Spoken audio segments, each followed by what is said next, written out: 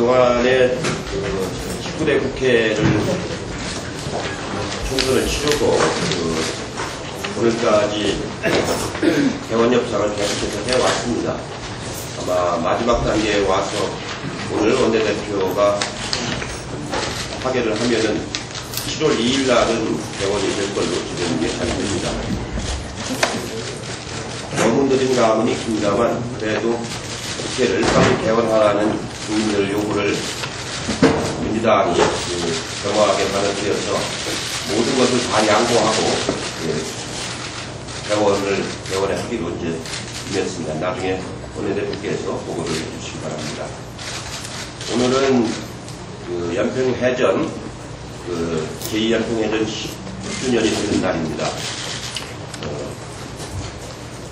강력한 안보가 곧 평화라는 것이 모든 국민들이 다 잘 알고 계신데 연평해전에서 나라를 위해서 목숨을 바치신 6분 윤영아 소령, 한상국, 조천영, 황도현, 서우원 중사 그리고 박동혁 병장 6분의 명복을 빌면서 유족들에게 진심으로 위로의 말씀드립니다.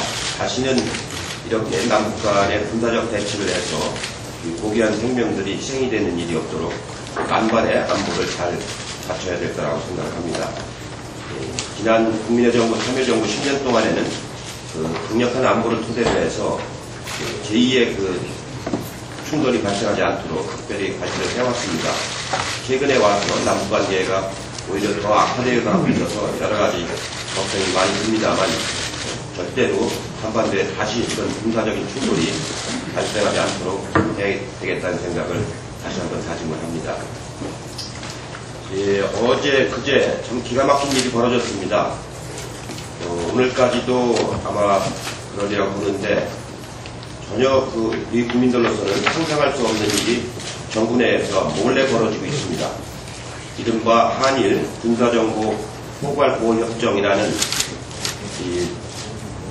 우리의 모든 군사정보를 일본 자위대에다가 제공하겠다는 이런 협정이 몰래 지금 추진돼 왔던 사실이 밝혀졌습니다. 국무회의에 사전에 각 부처의 의견을 듣지 않고 즉석 안건으로 올려가지고 전격적으로 처리해놓고 감추고 있었습니다.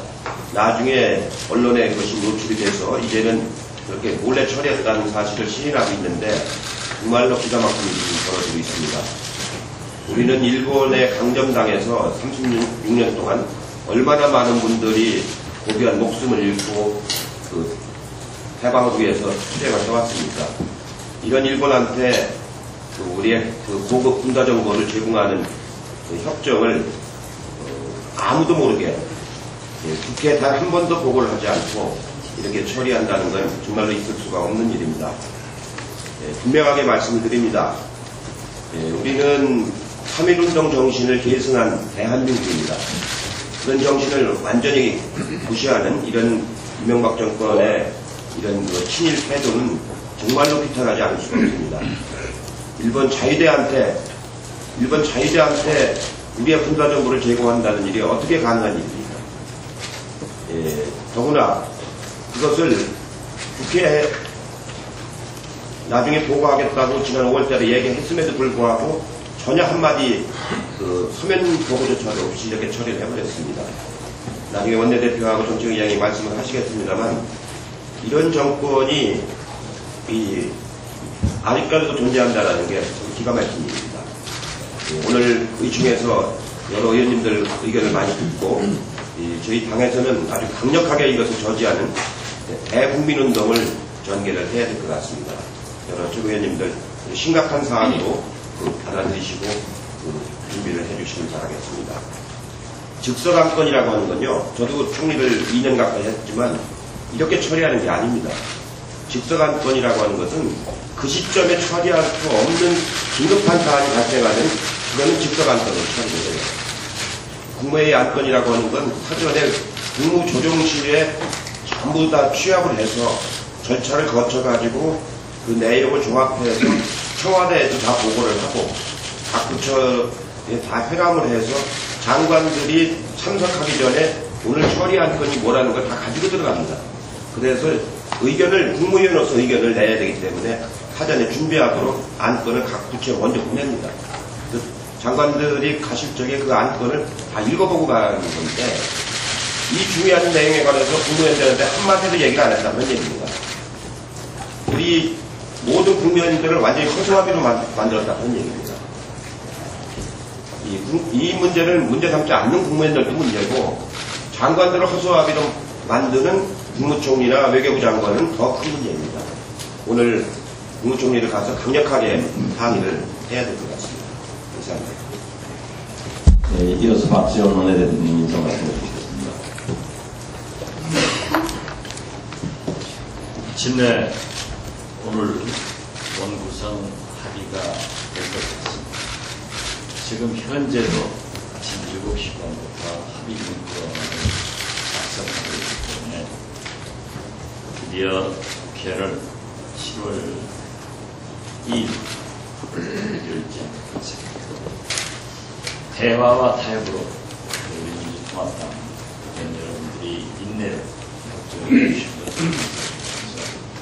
다시 한번 국민들에게 죄송하다는 말씀.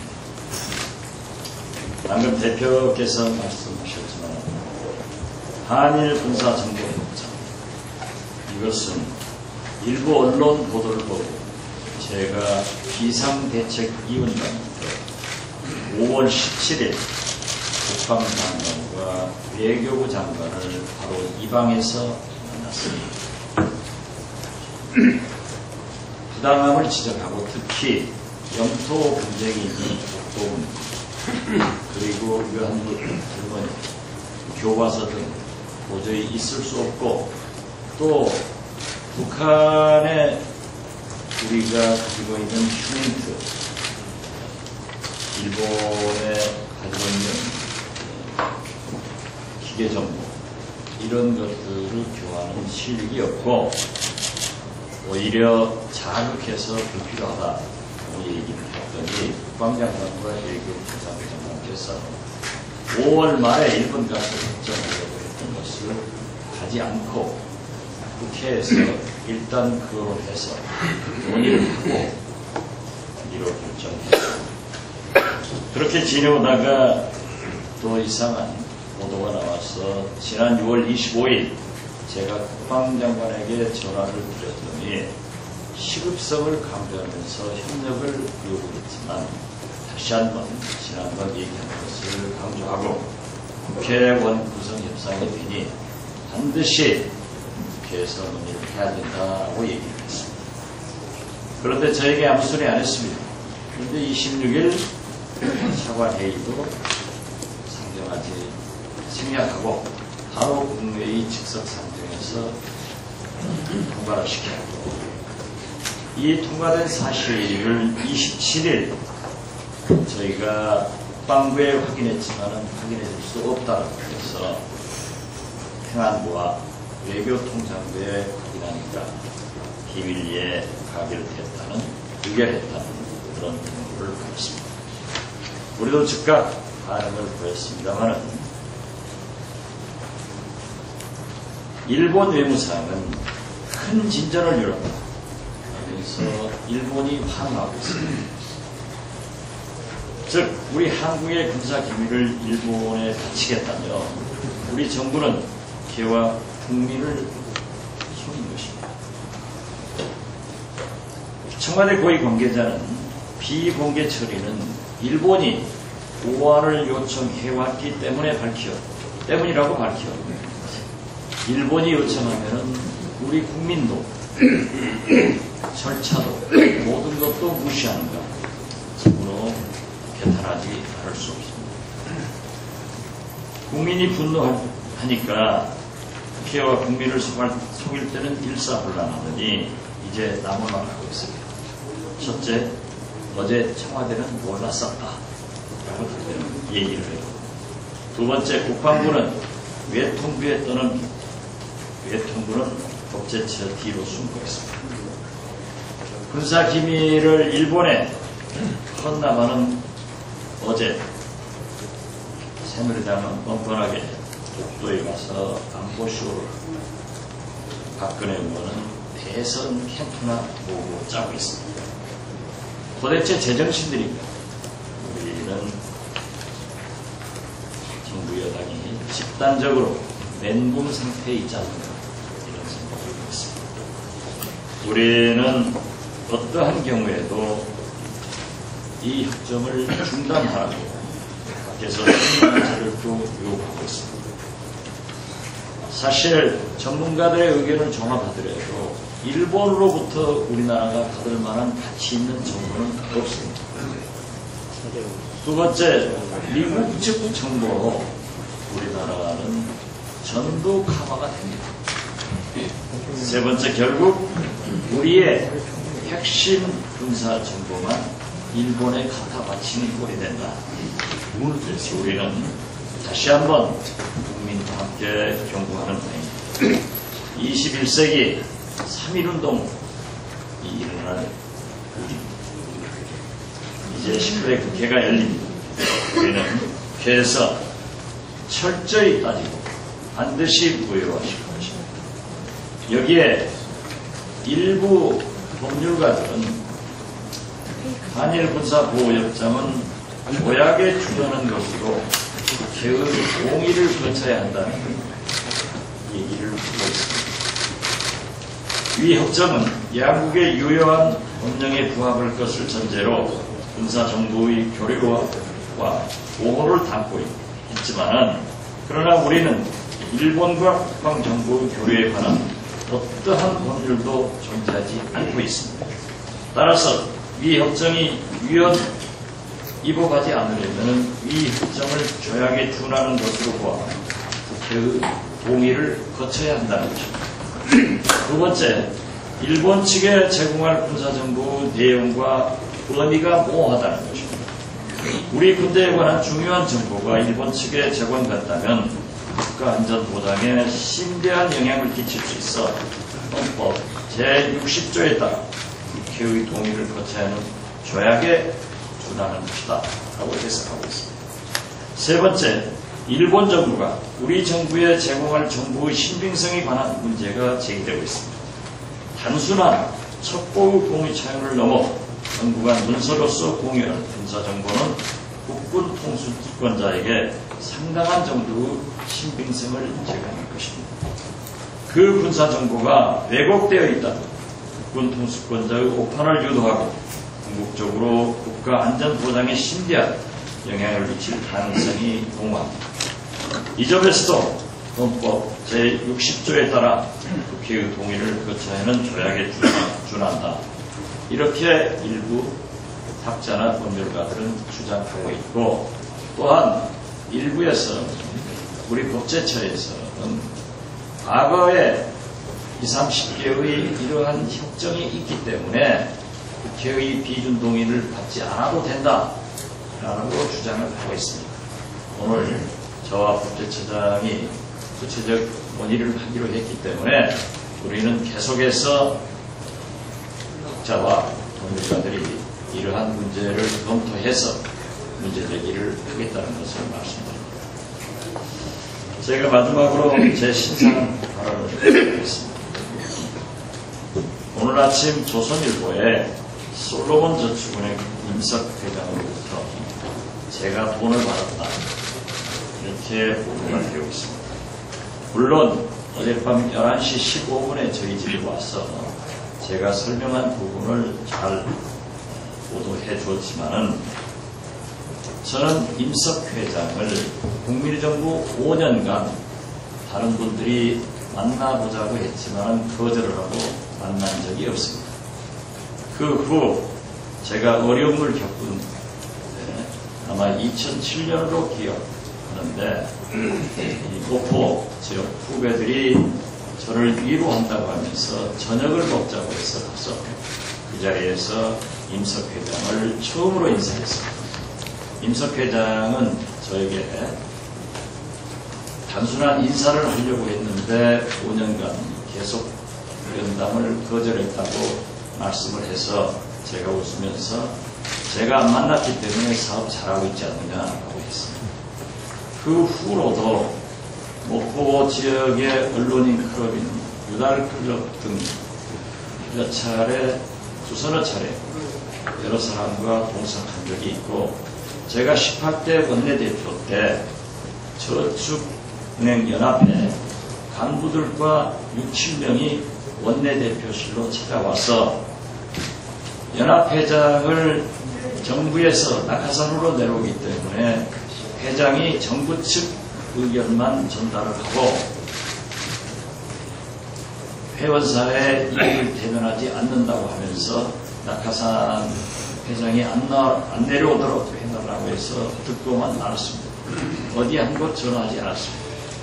그리고 그 후로 임석 회장이 역시 원내대표실로 혼자 찾아와서 잠깐 얘기를 나눈 적이 있습니다.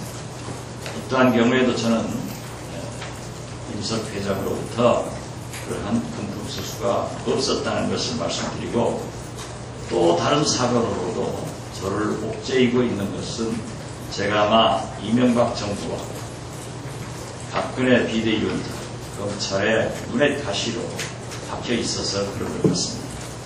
과거에도 CN중공, 태화, 부산저축은행 모든 굵직굵직한 사건이 나오면은 중심에 박지원이 있다라고 했고, 주위에 제 지인들을 데려다가 많은 수사를 했지만은 사실로 밝혀지지 않았습니다.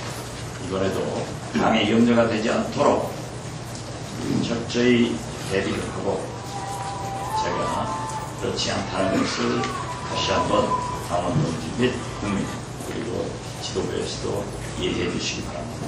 감사합니다. 예, 다음은 김한길 최고위원께서 모두 발언해 주시겠습니다.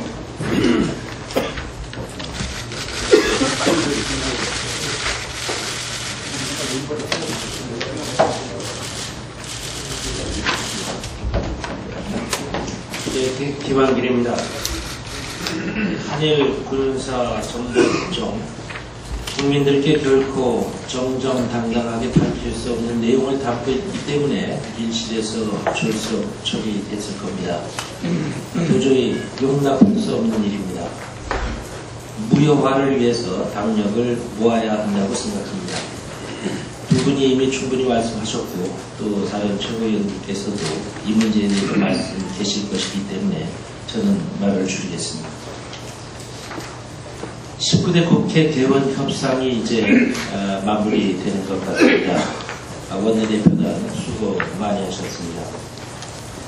그동안 농민들은 가뭄 때문에 가슴이 타들어가고 있었고, 화물 노동자와 택시 노동자들, 그리고 건설 노동자들을 못 살겠다며 생존권을 위해서 거리에 나섰습니다. 이제 일하는 국회, 민생을 챙기는 국회의 모습을 우리가 보여야 한다고 생각합니다. 우리 당의 최우선 5대 과제, 반값 등록금, 기초노령연금 인상, 비정규직, 정규직화, 통신비 인하, 골목 상권 보호, 여기에 우리가 주력해야 되겠다고 생각합니다. 또한 민주주의를 위해서 19대 국회에서 민간인 불법 사찰 문제, 내곡동 땅 배급 문제, 언론 파업 문제, 4대강 등 현 정권의 실정을 철저하게 규명해야 할 것입니다. 이명박 정부의 노동정책에 대해서 특별히 한 말씀 더 드립니다. 지난 20일에는 택시 파업이 있었고, 25일 화물연대 파업, 27일에는 건설노조 파업, 28일 민주노총의 하루 경고 파업, 이어서 오는 7일에는 택시업계가 금속노조와 금융노조 등 영세 파업이 예상되고 있습니다. 노동계 파업 상황을 보면 이명박 정부가 사회 전반적으로 추진했던 선진화가 결과적으로 우리 사회의 후진화를 초래했다는 생각을 떨칠 수가 없습니다. 이 노조의 관계자들은 이구동성으로 최근에 주요 파업에는 생계와 생존권 확보뿐만 아니라 이명박 정부 출범 이후 노사관계 선진화라는 이름으로 추진되어왔던 이 친대기업적 반노동적인 정책들로 인해서 이제 불만이 더 이상 감춰지지 않는 한계에 도달했다고 생각합니다. 시기적으로 대선을 앞둔 시점에서 이명박 정부의 선진화에 반대하는 노동계의 파업이 계속되는 것은 정권 교체를 바라는 국민들의 마음과 일맥상통할 것입니다. 이러한 민심을 수용해서 우리 당은 정권 교체를 위해서 헌신의 자세를 다해야 할 것입니다. 정권 교체야말로 최고의 친노동 정책이라는 것을 다시 한번 강조합니다. 이제 국회 개원은 한편으로는 총선 정국을 마감한다는 의미가 있습니다. 이것은 곧 본격적인 대선 정국으로 이제 돌입한다는 의미도 있다고 생각합니다. 지금 우리 당의 대선 예비 후보들이 국민들께 충분히 보여지고 있고 소개되고 있다고 생각하지 않습니다. 대선 후보들의 각자의 장점을 충분히 국민들께 빠른 시일 안에 알릴 수 있도록 우리가 당력을 모으는 것도 시급한 일이라고 생각합니다. 고맙습니다. 예, 이어서 추미애 최고위원께서 못 받아주십시오. MB 정부가 취임 초기에는 부시 대통령이 별장에 가서 식량 주권을 내주고 오더니 이제 정권 후반기에는 안보 주권을 내주려 하고 있습니다. 그것도 국민 몰래. 우리 헌법에는 대통령은 필요하다고 인정할 때는 외교, 국방, 통일 등 국가 안위라는 필요한 사항은 국민 투표에 회부할 수 있도록 하고 있습니다. 이 사안이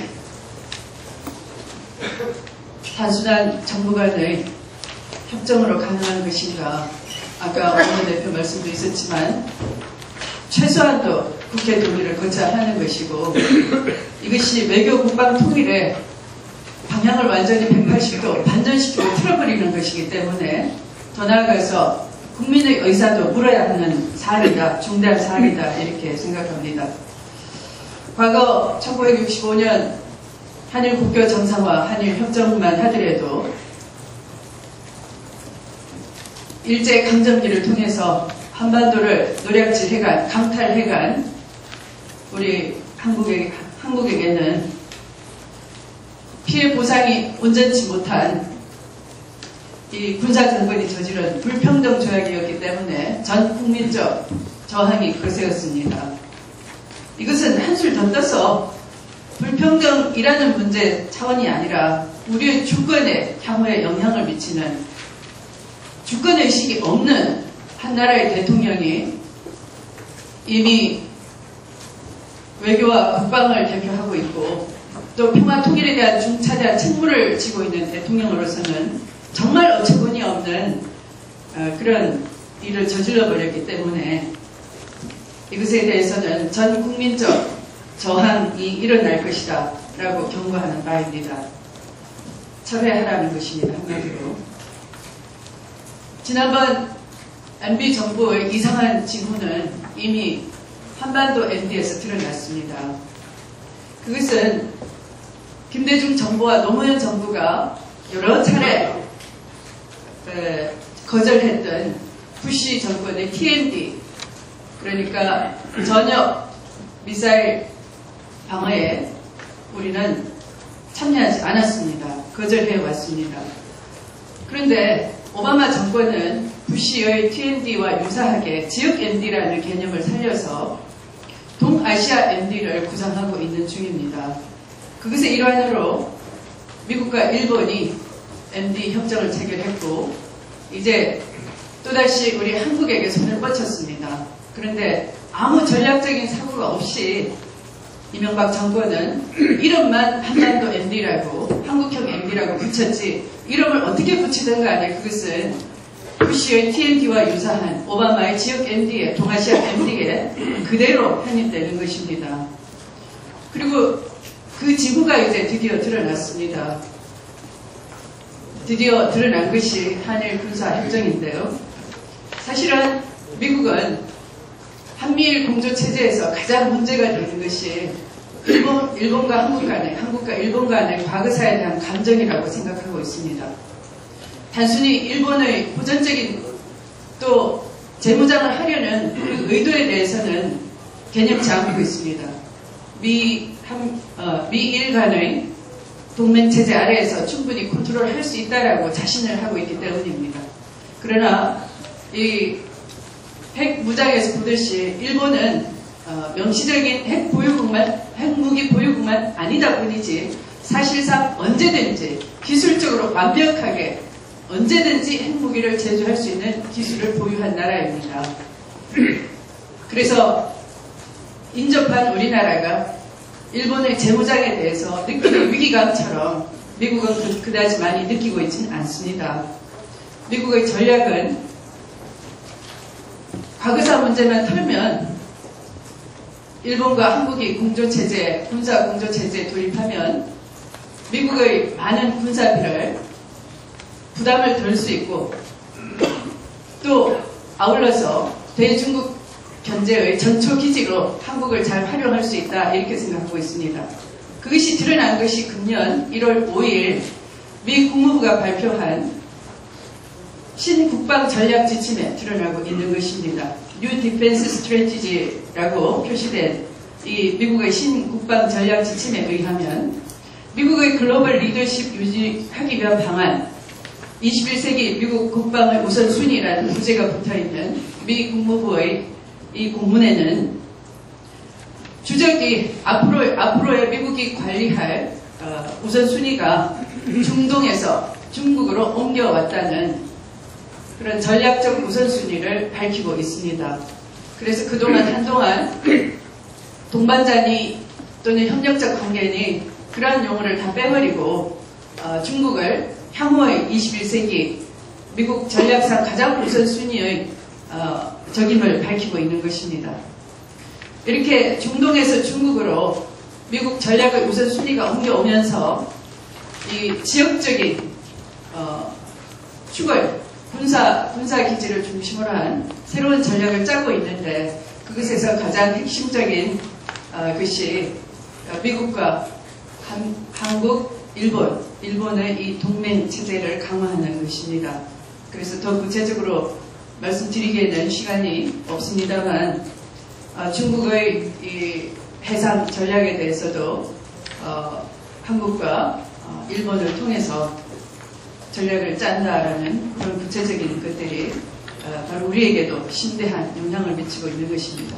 그것을 말씀드리는 이유는 이렇게 이번에 이 한일 군사 협정이 우선 외교 분야에 우선 국방에 있어서 일본과 함께 정보 공유, 군사 정보 공유를 함으로써 북한에 대해서 적대적인, 대결적인 그런 전략을 수립함으로써 이것은 또한 남북 간의 긴장을 높이면서 우리의 통일 정책에 완전히 방향을 바꿔버리는 것이고 또 이것은 대중국 적대시 정책이라는 그런 외교 방향에 동참해버림으로써 한반도를 중국과 미국, 일본 간의 갈등의 깊은 골 속에 빠뜨리는 것입니다. 그래서 다시 말하면 통일 외교 국방에 이 중대한 영향을 미치는 것이고 헌법 제70조가 말하는 국가 안위에 관한 외교, 국방, 통일 등 국가 안위에 관한 중대한 영향을 미치는 사안이기 때문에 정말 이것을 해내려고 하면 국민 투표를 통해서 국민의 의사를 물어보지 않을 수 없는 사안이 되어버린 것입니다.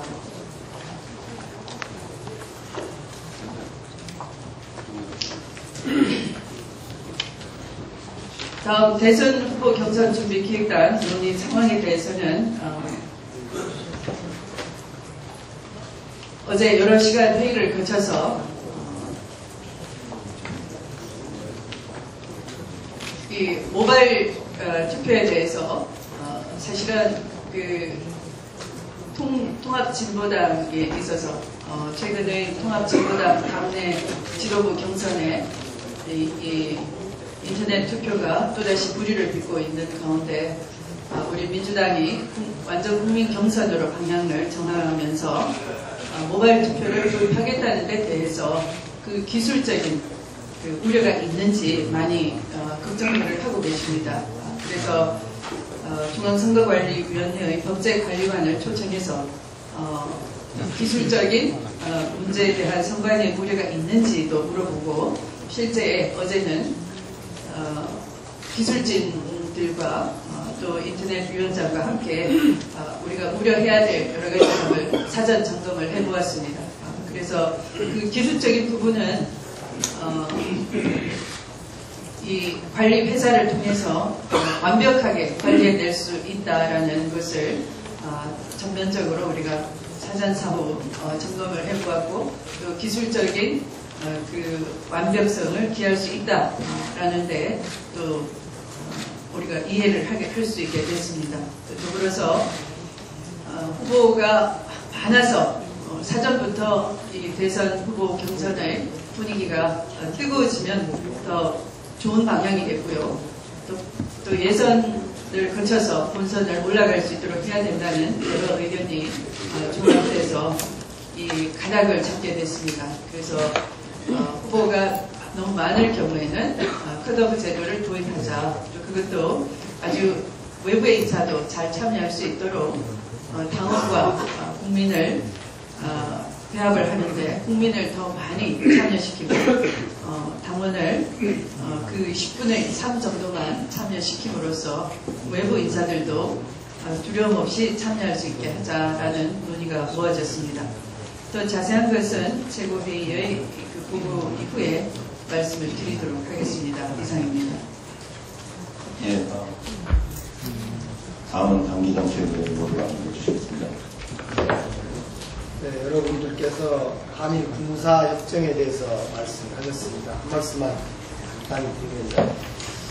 우리 사회가 확실히 70년대로 돌아가고 있는 것 같습니다. 이 한일 군사 비밀 조약이라고 부르고 싶은데, 이것은 비밀 협정이고 내국 협정이고 반통일 협정이고 한반도 고립 협정이기 때문에 이건 오늘 서명이 중지돼야 될 거라고 분명히 말씀드립니다. 이 서명이 오늘 오후에 일본에서 강행되면 국민들은 다시 촛불을 펴게 될 것이고, 우리 19대 국회에서는 싸울 겁니다. 세게 싸울 겁니다. 인천공항 매각 추진에 대해서 국민적 저항이 갓세입니다. 여러 번 말씀드렸듯이 18대 국회에서 이미 여야 합의로 끝난 문제인데 이 정부에서 또다시 선진화 방안으로 추진하게 되는데요. 어제 그래서 제가 인천공항에 가서 인천공항 노조원들과 노조 관계자들과 만나서 함께 인천공항 매각 저지의 뜻을 모았습니다. 그런데 그 과정에서 저는 새로운 사실 하나를 알게 됐는데요. 인천공항 내에 있는 인천공항 급유시설 주식회사라는 거 있습니다. 모든 항공기와 인천공항의 그 주유를 하는, 책임지는 이런 회사인데요. 이 회사는 독점적 수익을 누리고 있습니다. 매년 한 6, 70억 원의 흑자를 내는 알짜 기업인데요. 이 기업이 민자유치로 설립되었다가 올 8월 13일 날짜로 정부로 기부 체납되고 인천공항공사가 직영할 예정으로 있습니다. 그런데 이 직영을 운영권을 매각하겠다, 이렇게 지금 방침을 밝히고 있습니다. 국토부에 확인한 결과 6월 22일 날 국토부는 인천공항공사에 공문을 보내서 이 인천공항 급유시설, 앞서 말씀드린 급유시설의 운영권 매각을 민간에게 추진하라고 지시를 한 바가 있습니다. 결국은 이 또 하나는 인천공항에 인천공항 에너지를 파는 이 적자 회사가 있습니다. 이것은 민간에게 넘기지 않고 인천공항공사에 떠넘겨져 있습니다. 그러니까 이 막대한 빚이나 적자를 보는 기업은 정부에서 책임지고 적자를 메우고 흑자를 내는 것은 민간에게 매각하겠다는 것이 이 정부 방침인데, 지금이라도 이 인천공항 국유시설 운영권 매각을 즉각 중단하기를 바랍니다. 마지막으로 하나만 더 말씀드립니다. 이명박 대통령이 가뭄에도 불구하고 열심히 가뭄 대책으로 4대강이 잘 돼 있으니까 문제가 없다고 홍보하다가 어제 귀국한 이후에 안희정 충주지사와 영상통화하는 과정이 있었습니다. 그 과정에서 충남지사 그 과정에서 안희정 지사가 저수지에 물이 마르고 그래서 준설이 필요하다고 했더니 이명박 대통령은 동문서답을 했습니다. 4대강에 관을 묻으면 영수로 활용할 수 있는지를 검토해라, 이렇게 했습니다. 그동안 이명박 대통령은 4대강을 가뭄과 아무런 관련성이 없다는 우리 민주당의 주장에도 불구하고 4대강 때문에 가뭄이 괜찮다, 대책 세워졌다 이렇게 홍보하다가 처음으로 4대강과 가뭄이 관련이 없다는 사실을 확인하는 발언이다, 이렇게 말씀드립니다. 결론적으로 이 이명박 대통령이 지금 4대강에 관을 묻어서 우리 민주당이 주장한 수로를 내서 먼 곳까지 물을 보내겠다는 이 이야기는 기본적으로 4대강과 가뭄이 관련이 없다는 사실을 확인함과 동시에 또 다른 제2의 또 치수사업을 하겠다는 건데, 이건 애초부터 4대강에 이 가뭄 대책이 아니다라는 걸 확인했기 때문에 4대강에 대해서는 검증하고 사과하고 새로운 수로나 가뭄 대책, 이 문제는 별도의 대책을 수립해야 된다, 이렇게 말씀드립니다. 이상입니다.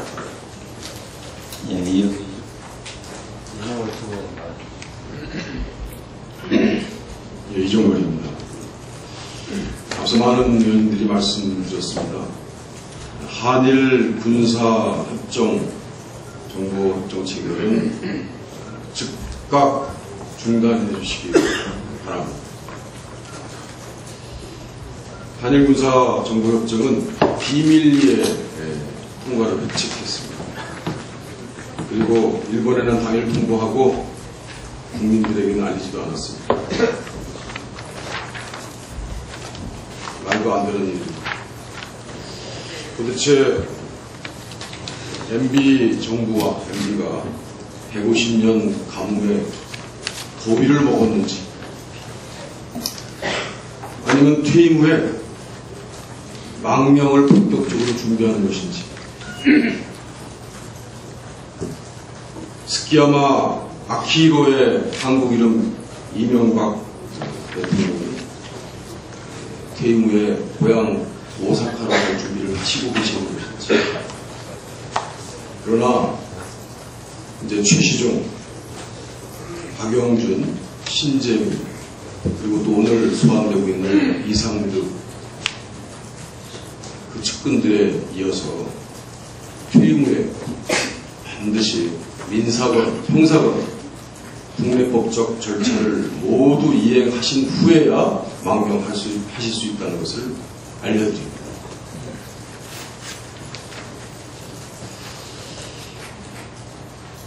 한일 군사정보협정은 이명박 정권, 새누리당 박근혜 새누리당의 친일 본색의 결정판입니다. 결코 더위 먹는 행위가 아니라고 생각합니다. 곰곰이 생각해봤습니다. 박근혜 새누리당 의원은 1965년 36년간의 식민지 생활을 팔아먹은 한일 청구협정 체결 당사자인 다카키 마사오 박정희의 딸입니다. 한일협정 3억 달러에 팔아넘겼는데 당시에 몇 년 점령했던 필리핀 무상 보상 액수는 5억 4천만 달러였습니다. 기타 다른 나라들과 비교해 볼 때 3억 무상 보상은 말도 안 되는 금액입니다.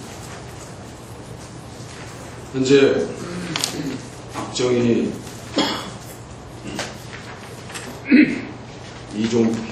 김종필의 이후에 밀실 금품 수수 그리고 수천만 달러의 정치자금 수수 의혹들이 끊임없이 제기되고 있는 바로 이에 기인합니다. 지금껏 강한 일본에 굴종했던 친일 정부의 연원으로부터 우리는 자유로울 수 없다라는 생각입니다. 이명박 대통령은 2008년 홋카이도에 가서 한일 정상회담으로 가서 대한민국 대표로 가서 한다는 말, 일본 교과서에 독도를 표기하겠다고 하는 일본 입장에 대해서 조금만 기다려달라 하면서 국민적 공분을 샀습니다. 지금 소환되고 있는 이상득 씨는 아키히로, 이름도 비쌉니다. 아키히로 일본 중앙 생일 축하에 가서 축배들고 축하해드렸습니다. 하태경 새누리당 의원은 독도는 이제 국제분쟁지역이다 이렇게 했습니다. 나경원 전 새누리당 의원은 2004년도에 50주년 일본 자유대 창설 기념 행사에 참석했습니다. 새누리당 정부의 인사들의 친일 행각들은 이뿐만 아니라 계속되고 있는 이 친일 본색의 결정판 오늘 드디어 한일 군사정보협정이라는 말로 그동안 비밀리에 추진되고 있던 내용들이 공개되고야 말았습니다. 지난번 일본이 처음으로 핵무장 야욕을 폭적으로 드러낸 원자력법 개정안 내용이 급작히 공개됐을 때 MB 정부는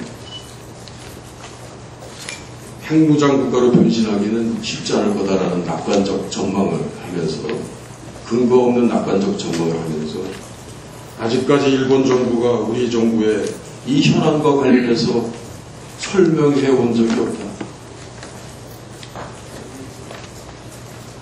언제 일본이 일본법 개정하면서 우리나라 한국 외교부에 설명하거나 허락을 받은 적이 있습니다. 국민적 요구가 그것은 아닐진데 이 MB 정부에 같지 않은 외교 담당자들의 말은 결국 MB의 생각과 일치하다는 것들을 확인하고 있습니다.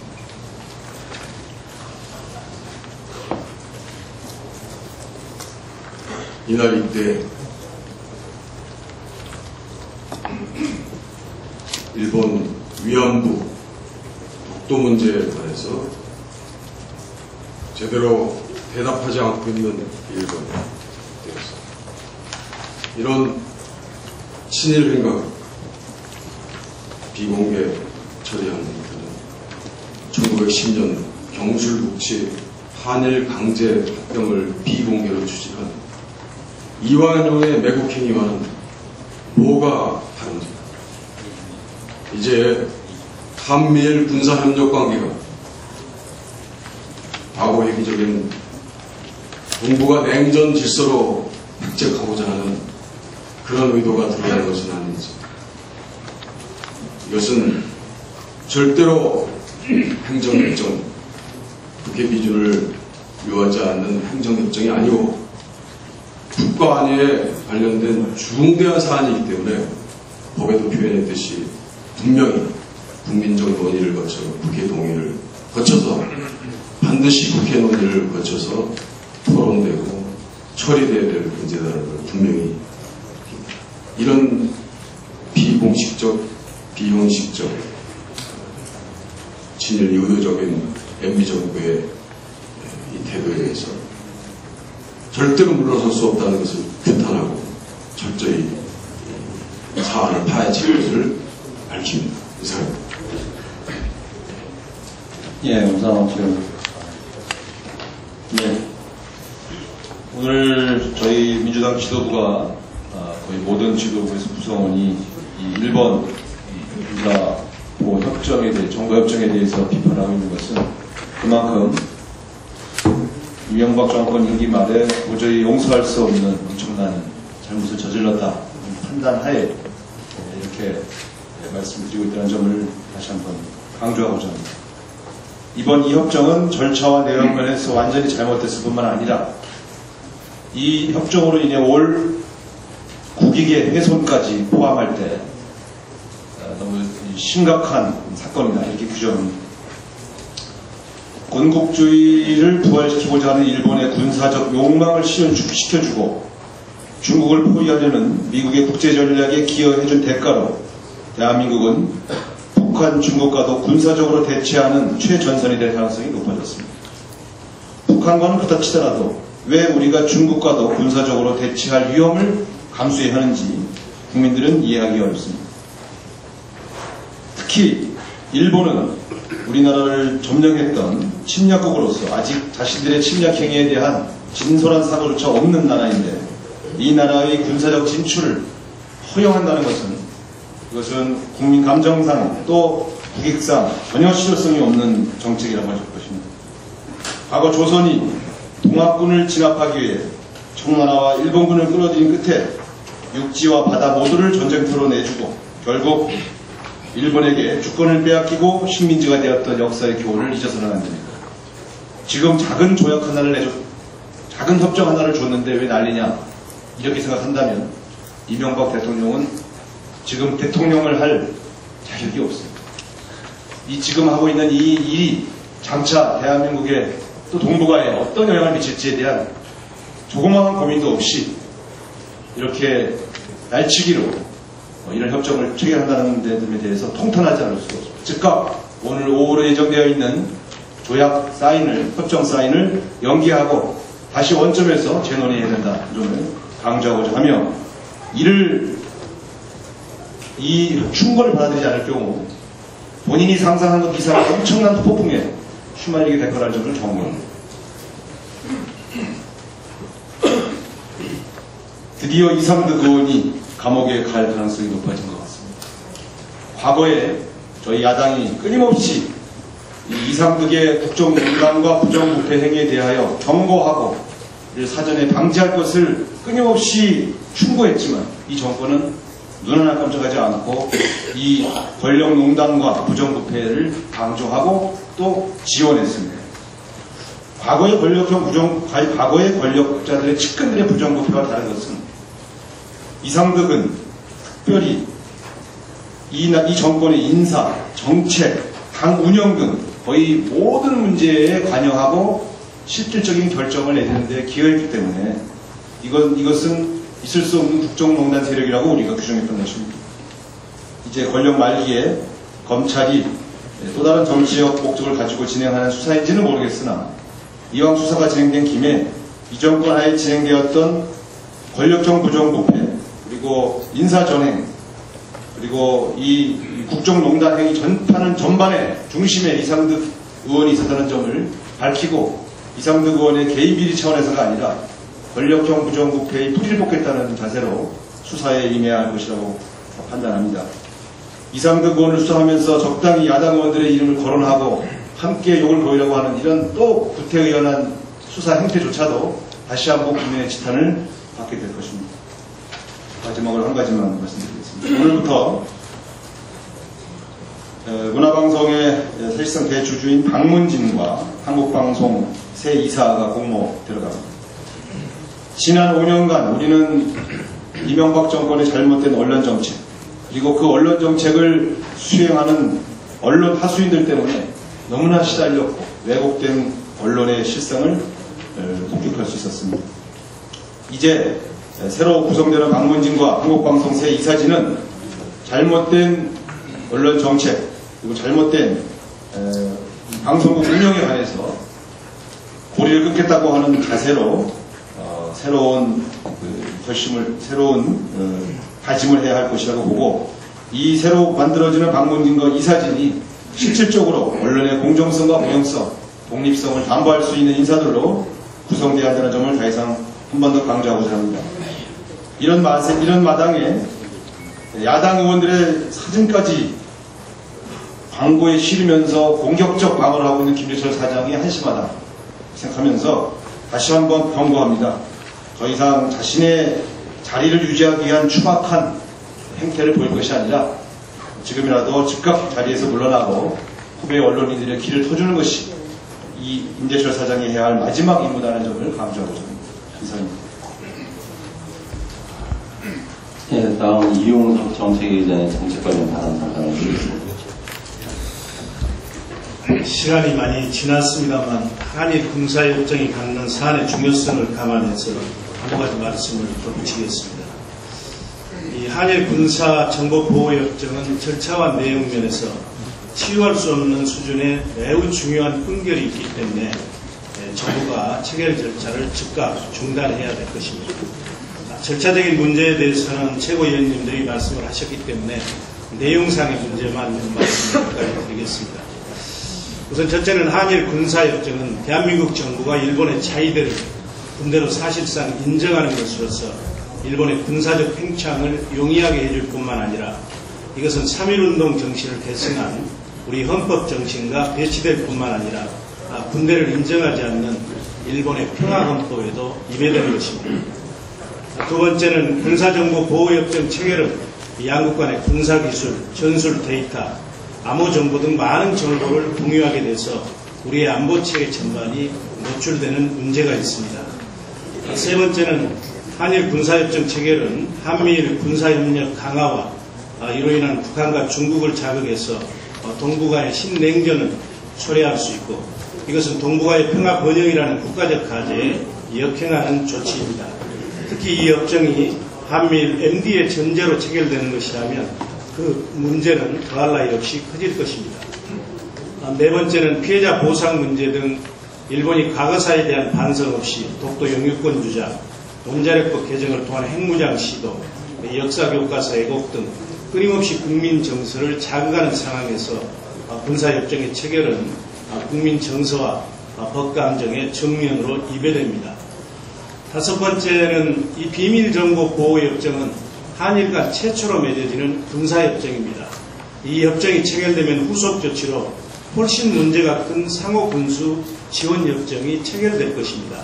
따라서 이것은 한 세트로 다루어야지 비밀정보보호협정만 가지고 문제가 크지 않다 이렇게 얘기를 하는 것은 부분만 보는 것입니다. 여섯 번째는 이 협정의 제목이 당초에는 군사정보포괄보호협정에서 이 국민을 기만할 목적으로 군사자를 빼는 편법을 동원해서 한일 비밀정보보호협정으로 바뀌어졌습니다. 그러나 내용은 전혀 수정이 없고 군사비밀정보의 상호보장 목적으로 규정이 되어 있습니다. 우리 민주통합당은 이명박 대통령께 다시 한번 촉구합니다. 국회와 국민을 속이면서 절차적 민주주의를 무시한 채 진행하고 있는 한일 정보보호협정 체결을 즉각 중지하고 국회에서 충분한 논의를 거쳐서 국민적 의견을 수렴해서 추진 여부를 결정하기 바랍니다.